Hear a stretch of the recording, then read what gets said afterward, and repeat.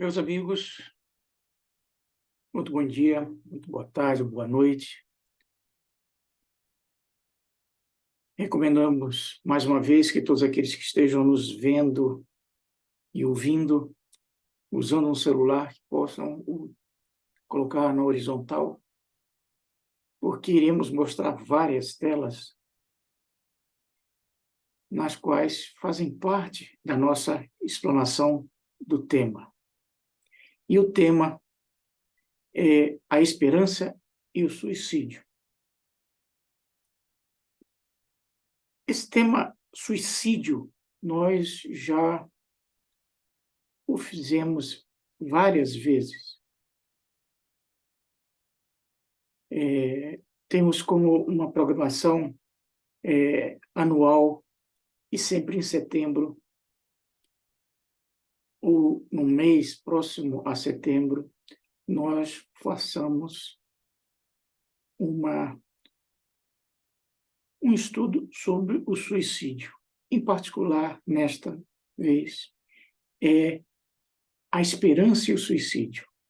Em outras oportunidades, já vimos o suicídio no jovem, o suicídio na terceira idade, as consequências espirituais de um suicídio, as consequências nas vidas futuras do suicídio. Mas hoje, em particular, ou em especial, queremos mostrar que há uma grande relação entre esperança e suicídio. E, em particular, vamos e estamos seguindo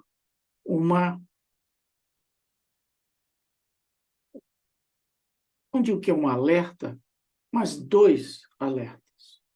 O primeiro é o que está na tela de vocês, que é um alerta da Organização Mundial da Saúde, que nos coloca que 90% dos casos de suicídio poderiam ser evitados. E nós queremos mostrar, ou demonstrar, e iremos fazer, que a esperança é uma parte importantíssima nessa prevenção, de não chegar a um suicídio de fato. Essa é a primeira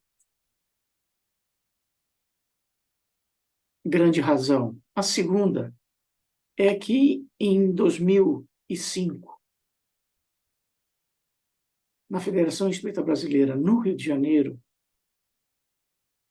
foi dada uma comunicação do Dr. Dias da Cruz, que foi um médico da Faculdade de Medicina do Rio de Janeiro, foi contemporâneo médico do Bezerra de Menezes, naquela época, presidente da Federação Espírita Brasileira, tanto quanto o Bezerra, e ele, em 2005, deu uma comunicação onde ele fazia um alerta e um pedido. O alerta é que a espiritualidade estava percebendo, constatando um aumento significativo de suicídios em duas faixas, na juventude e na terceira idade. Aliás, essa é a razão porque, em vezes passadas, nós já fizemos o suicídio sob a ótica do jovem e sob a ótica do idoso, as causas, os motivos e os meios que são utilizados.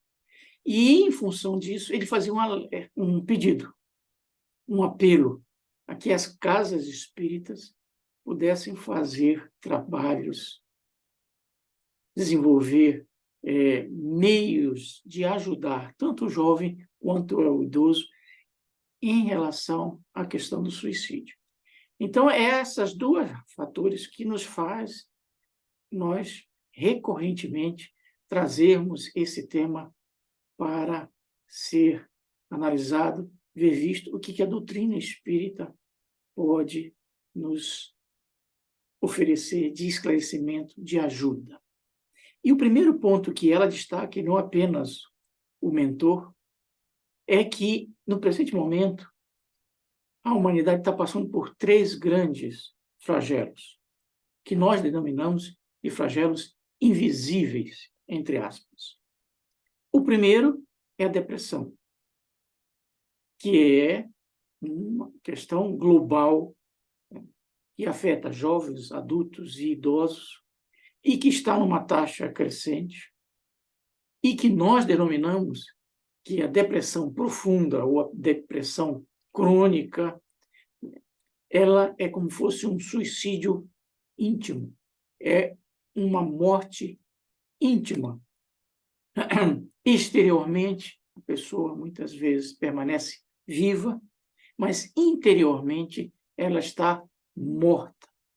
Então, esse quadro de depressão, ele, na maioria das vezes, no tempo, ele fica associado a um processo de obsessão, que é a segundo grande flagelo, eminentemente invisível, que é os processos obsessivos, que afeta e atinge todas as pessoas, em todos os graus, em todas as classes sociais, em todos os países, gerando uma série enorme de sofrimentos, desencontros, quedas e suicídios.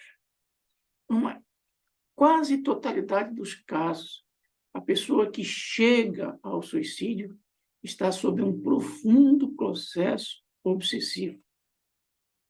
E muitas vezes nós denominamos como fosse um obsídio, ou um suicídio levado por um processo obsessivo. É um dos processos obsessivos mais intensos que existe,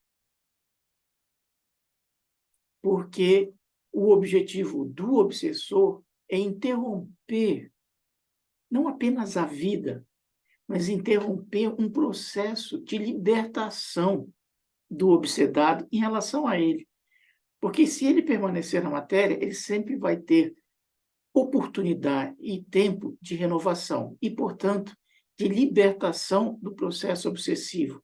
Se ele cortar esse tempo, ele está cortando as oportunidades de progresso daquele ao qual ele está obsedando. Então, são esses dois grandes flagelos que se unem a um terceiro, hoje também enorme, no planeta inteiro, que é as drogas. As drogas nós denominamos como fosse um suicídio à prestação. É um suicídio à prestação de um aumento explosivo hoje no planeta. Então, são esses três grandes flagelos que convergem para um aumento da taxa de suicídio. A questão é que não apenas esses três grandes pesos impulsionam o aumento do suicídio, seja no jovem ou seja no idoso. Outros fatores também fazem parte desse processo. Quais sejam? As perdas, perda de saúde, perda do trabalho, perda do amor, as perdas que muitas vezes nós sofremos durante a existência é um fator que incentiva, é um fator catalisador para um processo de depressão, para um processo obsessivo. O isolamento social, o materialismo, a visão da morte como solução definitiva, os conflitos familiares, as tendências suicidas que já vêm do passado, de vidas anteriores. Então, são fatores que eles permeiam, que eles aumentam, às vezes, o processo obsessivo ou um processo de depressão.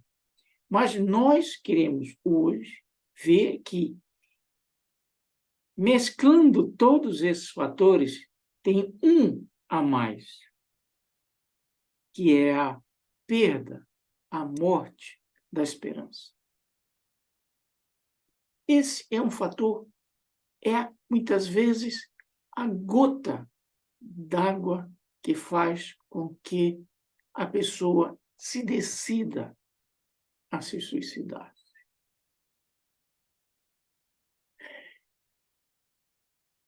A ideia da relação entre a esperança, ou a morte da esperança, ou o falecimento da esperança,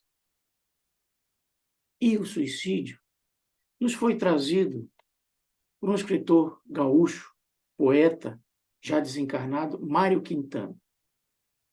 Ele diz que é o que está na tela e que nós achamos absolutamente adequado.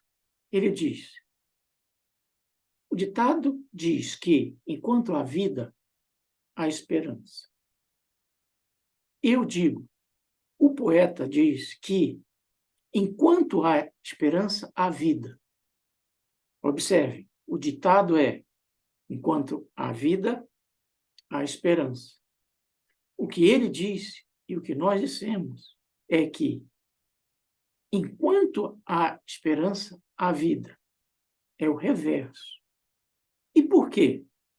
Porque nunca foi encontrado em nenhuma parte do mundo, num bolso de um suicida, um bilhete de loteria que fosse correr no dia seguinte. Repito, porque nunca foi encontrado em nenhuma parte do mundo, num bolso de um suicida, um bilhete de loteria que fosse correr no dia seguinte. E por que isso não ocorre? Porque para o suicida não existe dia seguinte. O day after dele já ocorreu. Como ele não espera o dia seguinte, ele não espera ganhar na loteria. Portanto, ele não compra nenhum bilhete de loteria. Então, a perda da esperança é o degrau final para o suicídio. É o atestado final de que a pessoa não vê motivo, esperança, razão para continuar. É a perda da esperança que faz afundar o barco da existência dela. O que nós estamos dizendo? O barco. Vamos dar 2 exemplos para isso, muitos conhecidos. O primeiro é de um escritor português, muito conhecido dentro da doutrina espírita e fora da doutrina espírita, que é o Camilo Castelo Branco, que, no pós-desencarne dele, na espiritualidade, ele escreveu um dos maiores livros dentro da doutrina, que é o Memória de um Suicida. O nosso amigo teve vários problemas familiares, mas o que o levou ao suicídio foi que ele, a partir de 50 e poucos anos de idade, ele começou a apresentar um problema na visão, que paulatinamente o ia incapacitando de ler.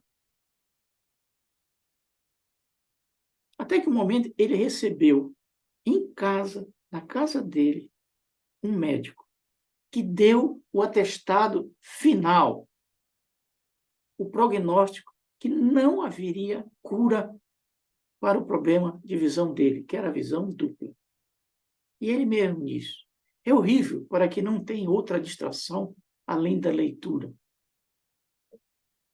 Ele recebeu o diagnóstico, o médico saiu, ele foi para o quarto dele e se suicidou. Ou seja, no momento em que ele recebeu o diagnóstico, a esperança dele morreu. Ele não tinha mais razão sobre a ótica dele, sobre a visão dele, e permanecer vivo. Foi a perda da esperança a gota. Um outro exemplo mais próximo de nós, do Brasil, é do nosso amigo Valmor Chagas, como está na tela de vocês. Ele, nos últimos anos de vida, viveu no Vale do Paraíba, numa chácara, ele e mais um caseiro. e apresentava uma série de problemas próprios da idade, de mais de 80 anos. Mas uma delas o levou ao suicídio, que foi o aparecimento de uma catarata, que até um certo instante veio o diagnóstico: não tem solução essa catarata.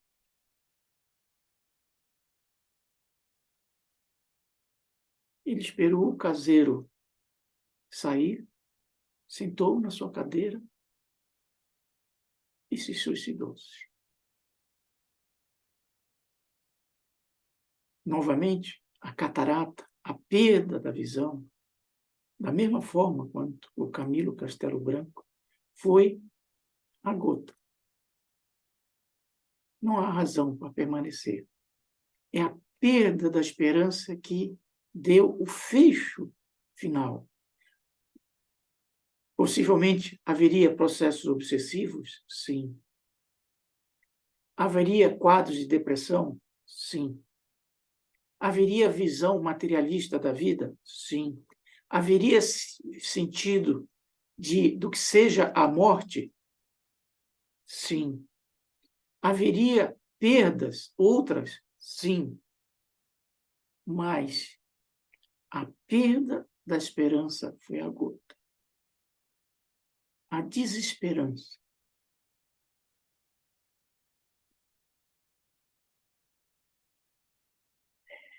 Então, nós precisamos ver como manter a esperança. Como fazer com que a esperança não desapareça? Porque a esperança leva, muitas vezes, a perda da esperança leva, enfatizamos, a depressões, a obsessões, a suicídios.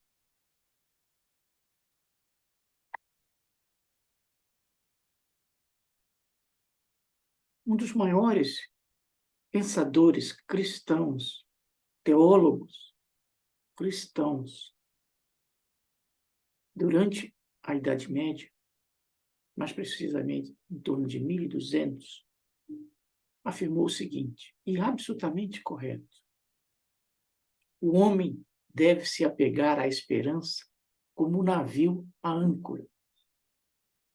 Há, entretanto, uma diferença entre a âncora e a esperança. A âncora está fixada abaixo. A esperança, ao contrário, está fixada acima, no mais alto, isto é, em Deus. Ou seja, o nosso amigo está nos recomendando para que a gente não perca a esperança.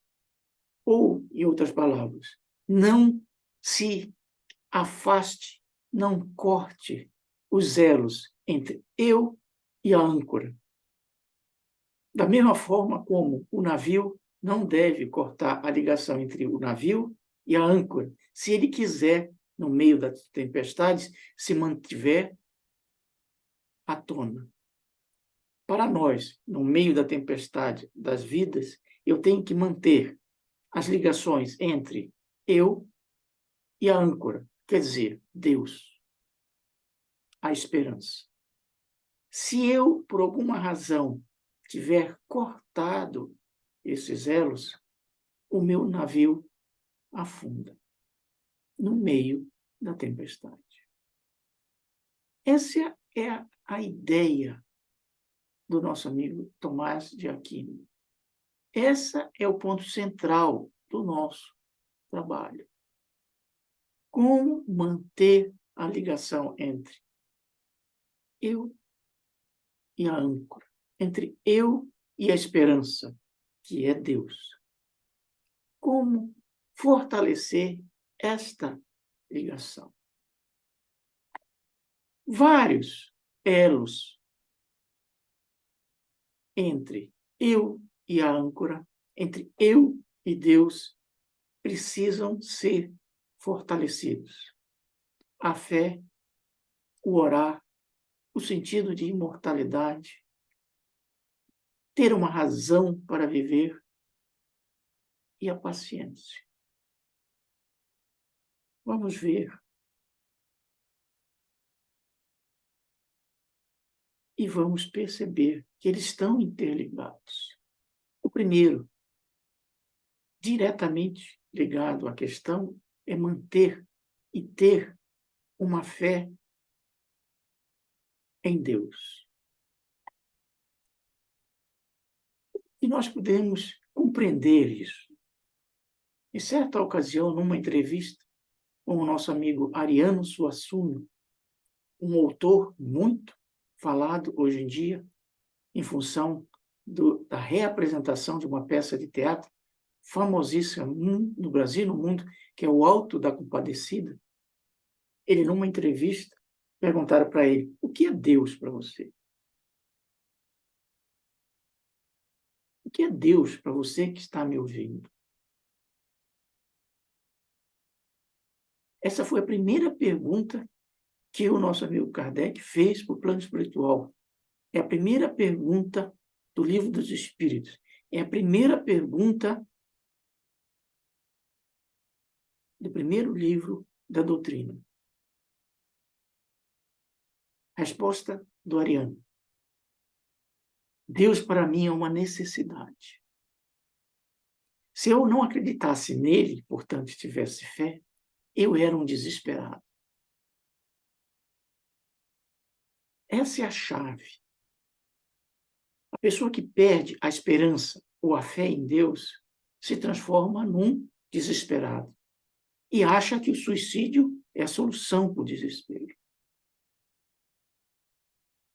Esse é o ponto. Mas nós destacamos mais dois. Normalmente, quando nós identificamos e dizemos você tem que ter fé em Deus, as pessoas imaginam fé no poder de Deus, nos milagres que Deus pode realizar. Porque, na maioria das vezes, nós nos ligamos a Deus no meio da tempestade. Não fora da tempestade, mas no meio dela. E queremos uma solução imediata, ou seja, o poder ou o milagre. Nós dizemos que precisamos ver dois outros aspectos de Deus que talvez sejam mais relevantes para o meu barco permanecer na superfície. Primeiro, podemos pedir as forças ao Criador? Sim, mas devemos pedir discernimento, ou seja, ver Deus não só como poder, mas como sabedoria, ver discernimento no meio da tempestade. Se eu não ver o caminho, em vez de eu encontrar um caminho que me tire da tempestade, eu vejo um caminho que me leva às pedras, que é o suicídio. Então, que nós possamos pedir ao Criador, a Deus, esta esperança, que eu tenha discernimento para ver o caminho. E isso não é nós simplesmente falando.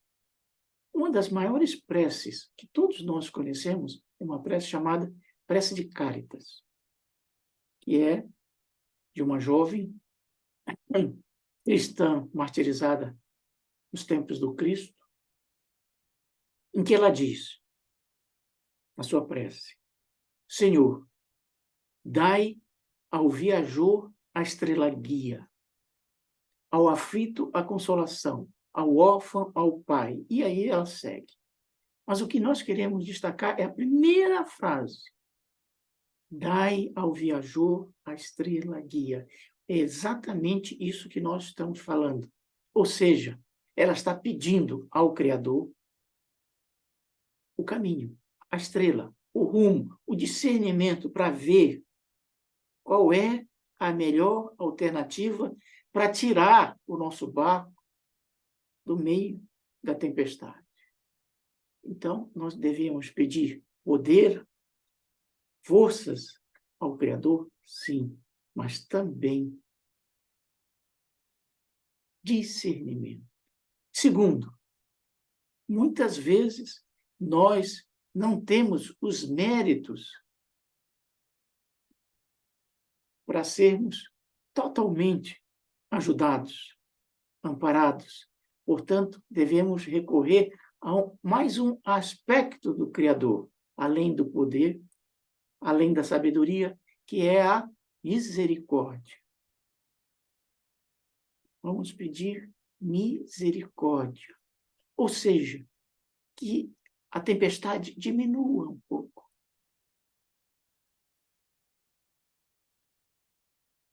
Diminuindo um pouco e tendo um rumo, o nosso barco pode sair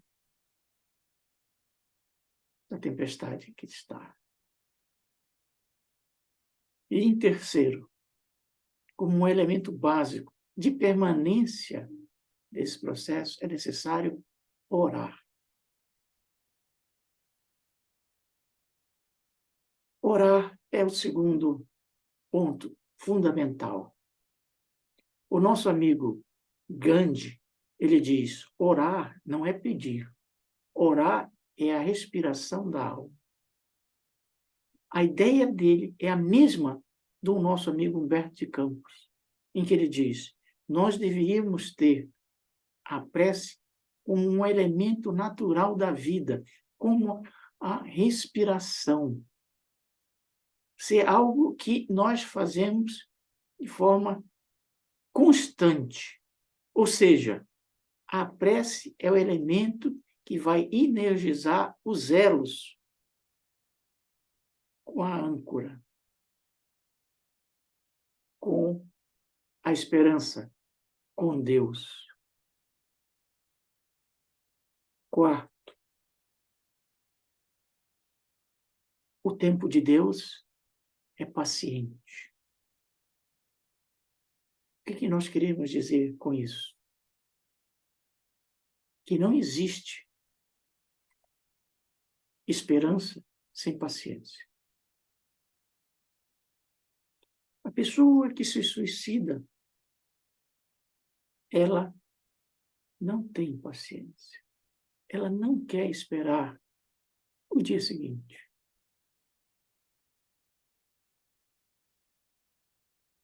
É preciso manter a esperança. Portanto, é preciso manter a paciência. Mas não a paciência que se encolhe, não a paciência que simplesmente espera. Há de ser uma paciência que trabalhe e uma paciência que não atrapalhe a misericórdia de Deus poder nos ajudar.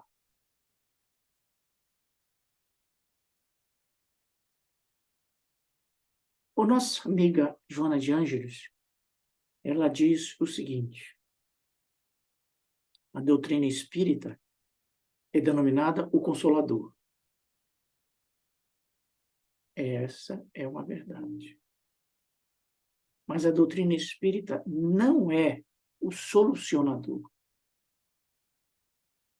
O solucionador sou eu, é você, que mantém a paciência sem atrapalhar a ajuda do Cristo e sem parar de fazer a nossa parte. O Consolador, a doutrina, nos explica o porquê das tempestades, o porquê do momento, o porquê da perda da visão. Mas o que fazer? O que procurar? Por que os dois não procuraram outros médicos?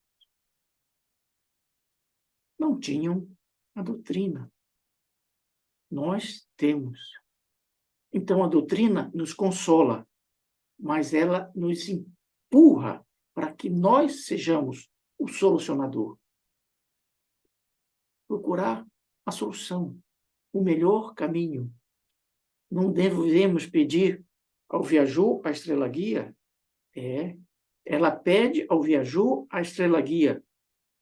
Remar tem que ser eu. Ainda aproveitando a prece da Caritas, ela diz: ao viajor, a estrela guia, ao aflito, a consolação. Ela não diz: ao aflito, a solução.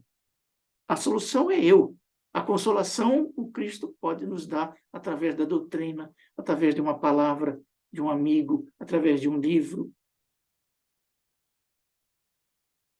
Então, nós devemos manter a paciência, mas a paciência que nos ajude ao Criador nos ajudar e nos ajude a nos ajudar. Quinto, é necessário termos uma visão mais real, profunda, de imortalidade. É lutar contra um conceito, uma visão de que a morte é a solução. A morte é o nada. A morte é o desaparecimento. Isso absolutamente não é real. E a doutrina espírita veio nos demonstrar isso através das comunicações mediúnicas. O livro do Camilo Castelo Branco exatamente tem esta ideia, demonstrar que ele escolheu errado a solução do suicídio para o seu problema nos olhos. Ou como diz o nosso amigo André Luiz, a vida não cessa, a vida não cessa. Não apenas não cessa no sentido da permanência, mas nós levamos para o outro lado o que construímos deste lado. E aliado ao sentido de imortalidade, quer dizer, de eternidade, nós devemos ter o sentido de temporalidade às tempestades que passamos. As tempestades não são eternas. Eternas somos nós. A tempestade é transitória. Pode durar meses, anos, é verdade, mas é transitória. Sexto, é necessário ter um sentido e um porquê continuar na existência.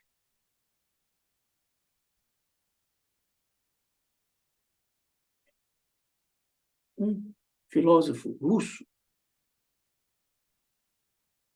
nos diz o seguinte: aquele que tem um porquê para viver pode suportar quase qualquer como viver. Repito, aquele que tem um porquê para viver, uma razão para viver, pode suportar quase qualquer como. O que ele está dizendo? Que se eu tiver uma razão, algo por que lutar, por continuar, por persistir, por existir, eu vou conseguir suportar quase qualquer como. Que como? Uma enfermidade, uma cegueira, uma dor, uma perda, um afastamento, a morte de um parente.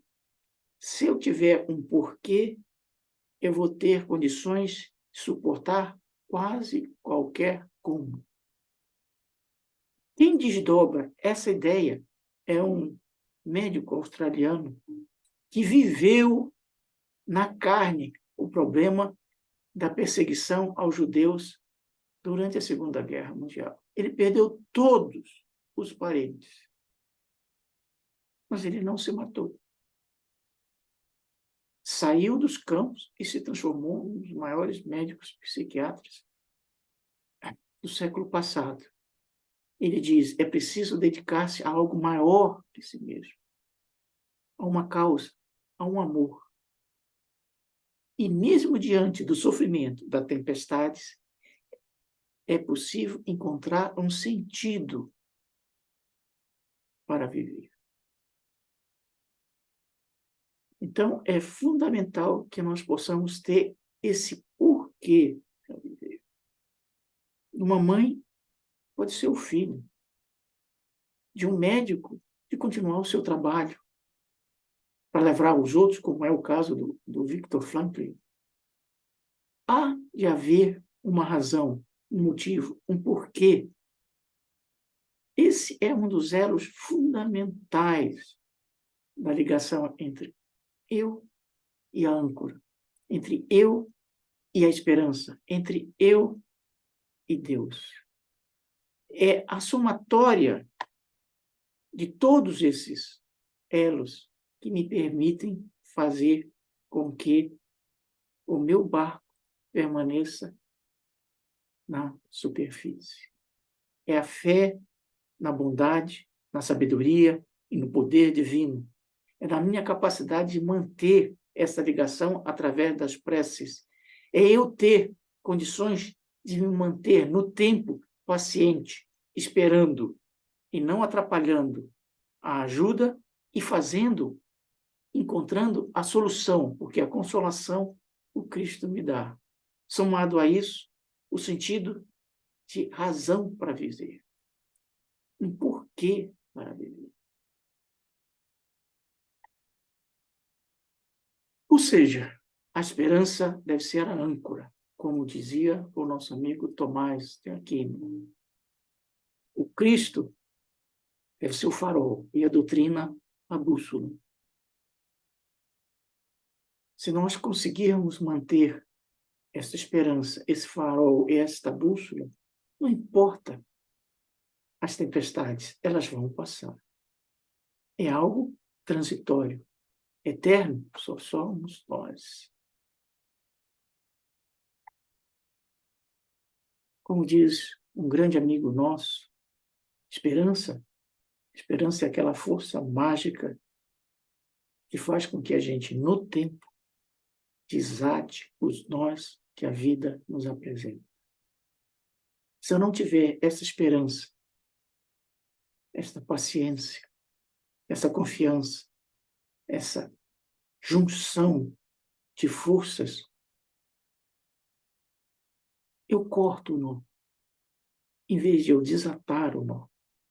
Cortar é se matar. Cortar é desistir. Esperança é aquela força mágica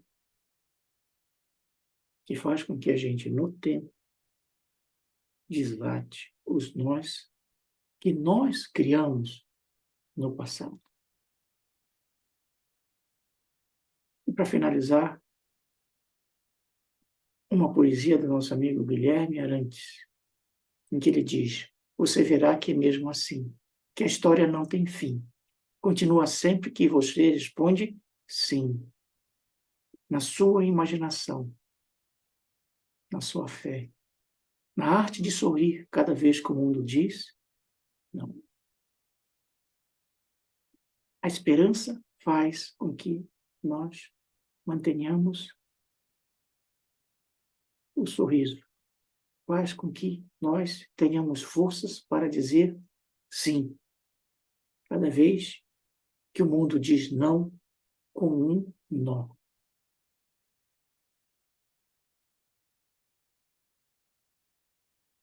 Um grande abraço a todos e nos vemos no futuro.